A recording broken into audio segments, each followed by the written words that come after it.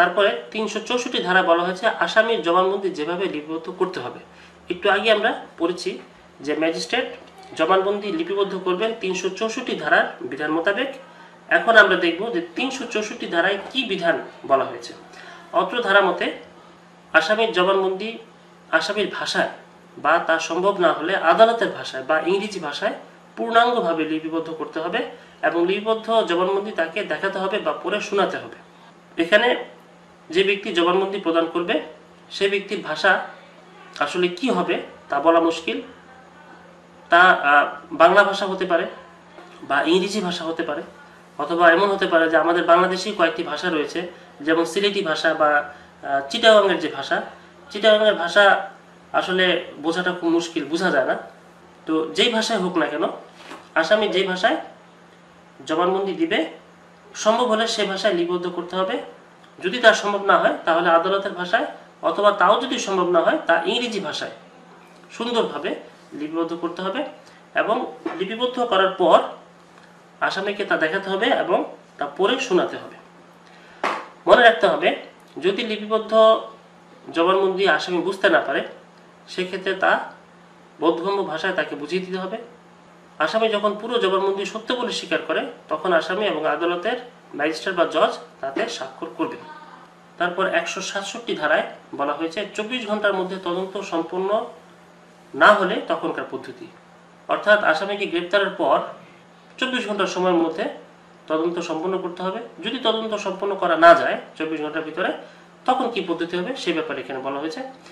যখন কোনো ব্যক্তিকে গ্রেপ্তারের পর প্রতীয়মান হয় যে অত্র কার্যবিধির 61 ধারা মোতাবেক নির্ধারিত 24 ঘন্টার মধ্যে তদন্ত শেষ করা যাবে না এবং এরূপ বিশ্বাস করার কারণ থাকে যে অভিযোগ বা সংবাদ দৃঢ় ভিত্তিক, সেক্ষেত্রে তদন্তকারী পুলিশ অফিসার এসআই এর নিচে নন অবিলম্বে নির্ধারিত ডায়েরিতে লিখিত ঘটনা সম্পর্কিত তথ্যের নকল সহ আসামিকে নিকটতম ম্যাজিস্ট্রেটের নিকট প্রেরণ করবেন।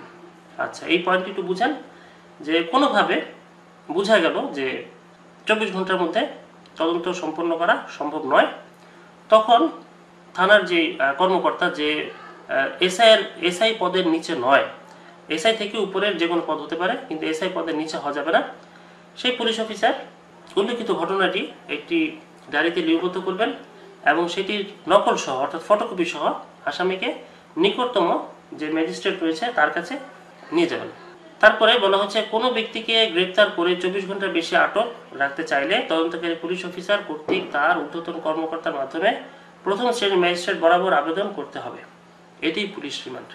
আচ্ছা, আমরা একটু আগেই পড়লাম যে 24 ঘন্টার ভিতরে যদি তদন্ত কাজ সম্পন্ন করা না যায় তাহলে সে আসামিকে নিয়ে ঘটনা সহ ম্যাজিস্ট্রেটের নিকট যেতে হবে।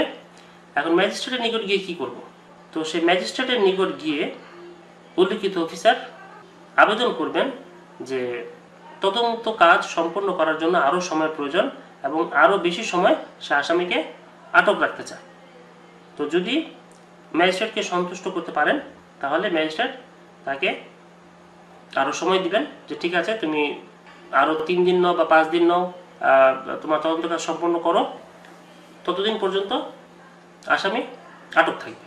তো এই যে বিষয়টি, এই যে গ্রেপ্তারকৃত ব্যক্তিকে 24 ঘন্টার বেশি আটক রাখার যে বিষয়টি, এই বিষয়টিকে বলা হয় পুলিশ রিমান্ড।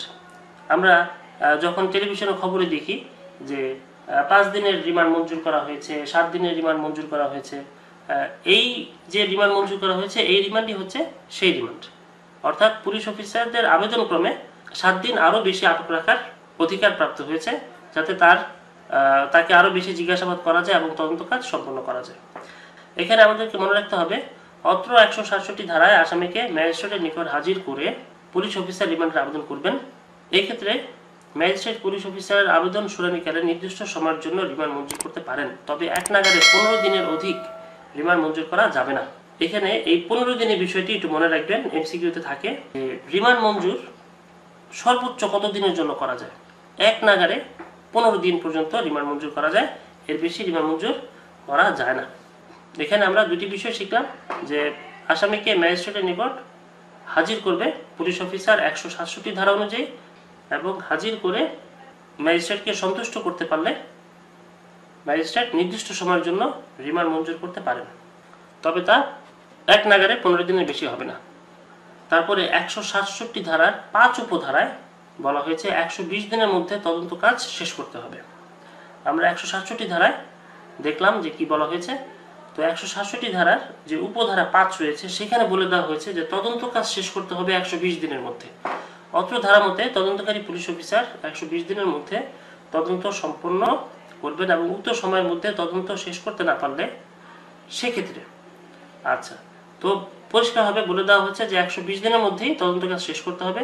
তবে যদি কোনোভাবে সে 120 দিনের মধ্যে তদন্ত কাজ শেষ করা না যায় তাহলে সেক্ষেত্রে কী হবে সেটিও বলে দেওয়া হয়েছে। মৃত্যুদণ্ড, যাবজ্জীবন অথবা অনধিক 10 বছর কারাদণ্ড, অপরাধ ব্যতীত অন্য সকল ক্ষেত্রে ম্যাজিস্ট্রেট আসামিকে জামিনে মুক্তি দিবেন। মৃত্যুদণ্ড, যাবজ্জীবন অথবা 10 বছরের অধিক কারাদণ্ডের ক্ষেত্রে দায়রা আদালত আসামিকে মুক্তি দিতে পারেন। আচ্ছা, এখানে দুটি বিষয় আমরা দেখছি যে মৃত্যুদণ্ড, যাবজ্জীবন অথবা অনধিক 10 বছর কারাদণ্ড হওয়ার মতো যদি অপরাধ হয় তাহলে সেক্ষেত্রে আসামিকে জামিনে মুক্তি দিবেন দায়রা আদালত। আর যদি মৃত্যুদণ্ড, যাবজ্জীবন অথবা অনধিক 10 বছর কারাদণ্ডের অপরাধ না হয় তাহলে সেক্ষেত্রে আসামিকে জামিনে মুক্তি দিতে পারেন ম্যাজিস্ট্রেট। এখানে আমাদেরকে মনে রাখতে হবে যদি কোনো আসামিকে জামিন না দেওয়া হয় সেক্ষেত্রে সংশ্লিষ্ট ম্যাজিস্ট্রেট বা দায়রা আদালত তার কারণ উল্লেখ করবেন। অর্থাৎ আইন অনুযায়ী যখন কোনো আসামি তার জামিন পাওয়াটা যখন অধিকার হয়ে দাঁড়ায় তখন তাকে জামিন দিতে হবে। কিন্তু যদি কোনো কারণে আদালত তাকে জামিন না দেয় তাহলে আদালতের কারণ দর্শাতে হবে যে কেন সে আসামিকে জামিন দেয়নি। আর যদি সে কারণ দর্শাতে না চায় তাহলে আসামিকে অবশ্যই জামিন দিতে হবে। তারপর 172 ধারায় বলা হয়েছে পুলিশ ডায়েরি। পুলিশ ডায়েরি কি এবং পুলিশ ডায়েরিতে কি থাকে আমরা সেটি এখন দেখব।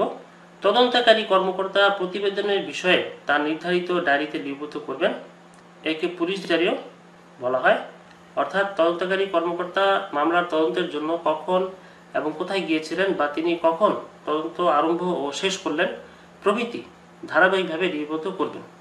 আচ্ছা, তাহলে এখানে বিষয়টি কি যে পুলিশ ডায়েরি হচ্ছে আসলে একটি ডায়েরি, যেই ডায়েরিটি পুলিশ অফিসার ব্যবহার করে থাকেন। সেখানে তিনি লিখবেন যে তদন্তের সময় কখন গিয়েছিল, কোথায় গিয়েছিল, কখন শুরু হয়েছে, কখন শেষ হয়েছে, এই যাবতীয় যত তথ্য রয়েছে সেই তথ্যগুলো সে তদন্ত করার সময় তার ডায়েরিতে লিপিবদ্ধ করবেন। তো এই ডায়েরিকে সংক্ষেপে বলা হয় পুলিশ ডায়েরি। এখানে মনে রাখতে হবে পুলিশ ডায়েরির সাক্ষ্যগত কোনো মূল্য নেই, তবে আদালত ন্যায় বিচারের স্বার্থে পুলিশ ডায়েরি তলব করতে পারেন। পুলিশ অফিসার তার স্মৃতি পুনরুজ্জীবিত করার জন্য পুলিশ ডায়েরি ব্যবহার করতে পারবেন। তাহলে পুলিশ অফিসার তদন্ত করার সময় যে ডায়েরি সে তৈরি করলো সেই ডায়েরিটির আসলে তেমন কোনো ভ্যালু নাই, এটি আদালত গ্রহণ করে না, এর কোনো সাক্ষ্যগত মূল্যও নেই।